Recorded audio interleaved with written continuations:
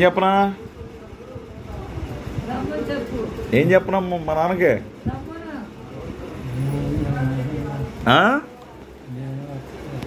నువ్వే వస్తావా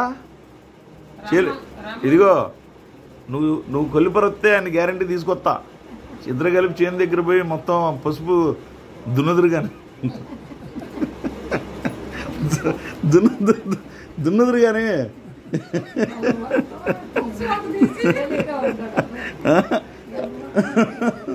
ఇద్దరు బాగా ఆయన మొత్తం నాగలు పట్టుకుంటాడు నువ్వు వల్ల మొత్తానికి ఏరు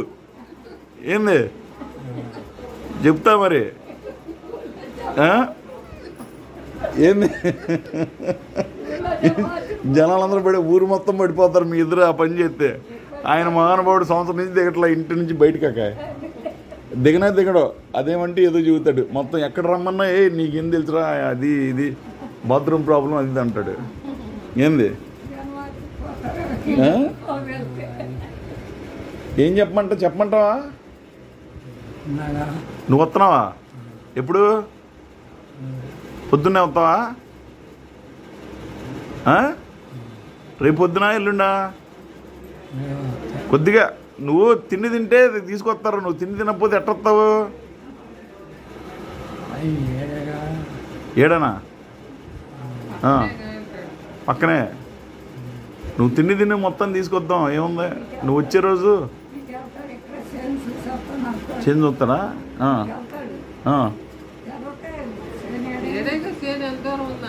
అదేలే అదేలే అమ్మద్దు అన్నాడు బెల్లం ఆయనకి అయ్యే పాతయ్యే గుర్తు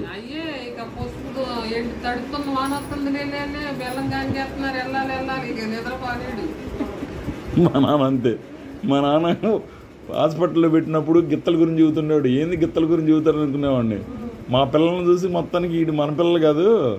వీళ్ళు ఎవరో పిల్లలు బాగా వాలుకుంది ఎరువు తింటున్నారా అంటారు కాదు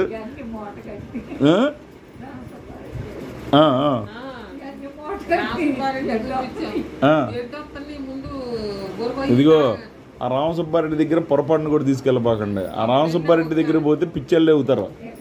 పొరపాటును కూడా మీరు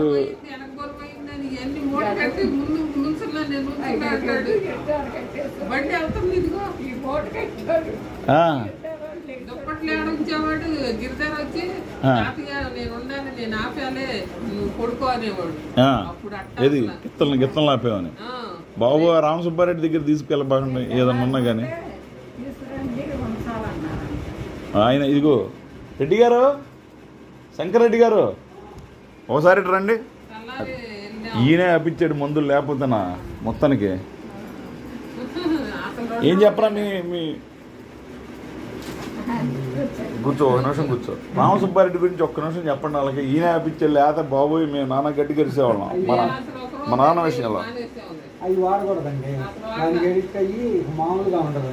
రామసుబ్బారెడ్డి ఆయన మా ఇంట్లో మనిషి మా అక్కాయి ఉండగా ఆమె వండి కూడా తీసుకుని వెళ్ళేది అంత సొంతం మా మామయ్య